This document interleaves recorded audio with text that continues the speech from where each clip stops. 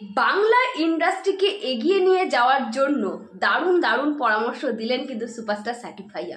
Hello guys, I am Riya and welcome back to my channel. তো বর্তমানে সাকিব ভাইয়া কিন্তু আমেরিকাতে আছে এবং আমেরিকা থেকে ফিরেই তিনি কিন্তু বরবাদ সিনেমার শুটিং শুরু করে দেবেন।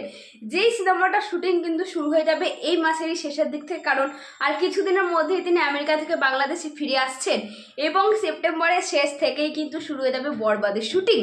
এবং শুধুমাত্র বরবাদেই কিন্তু থেমে নেই সাকিব ভাইয়া, তার হাতে কিন্তু দেখো দারুণ দারুণ বেশ কিছু সিনেমার লিস্ট রয়েছে এবং যে সিনেমাগুলো প্রচণ্ড বিগ বাজেটের।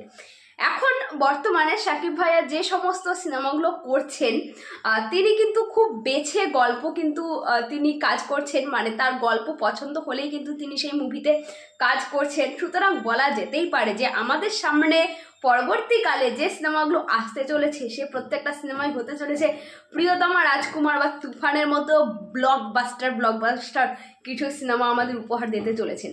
এবং এই সাকিব ভাইয়া মানুষটা এমন একটা মানুষ, তিনি কিন্তু সবসময় কাজের মধ্যে থাকেন। আমরা এর আগেও অনেক মানে জায়গায় দেখেছি, অনেক সিনেমার শুটিংয়ে দেখেছি তিনি একটানা, রাজকুমারের সময়ও দেখেছি একটানা কিন্তু তিনি পরিশ্রম করে যাচ্ছেন, মানে একটানা শুটিং সে করে যাচ্ছে, তার কোনো ক্লান্তি নেই, জ্বরের মধ্যেও তিনি কিন্তু কাজ করে গেছেন। মানুষটা কাজ পাগল যাকে বলে। সুতরাং তার কাছে একটানা একটা কাজ থাকতেই থাকে এবং বছরে তার 3টে থেকে 4টে সিনেমা কিন্তু রিলিজ ওই জন্যই হয় এবং মানুষজন প্রত্যেকটা সিনেমাই কিন্তু দল বেঁধে দেখতে যায়। এবং তিনি বলেছেন যে আমাদের সবাইকেই বাংলা সিনেমাকে এগিয়ে নিয়ে যেতে হবে, কারণ বাংলা সিনেমাকে এগিয়ে নিয়ে যাওয়াটা খুব দরকার, তার জন্য কাজ করা দরকার।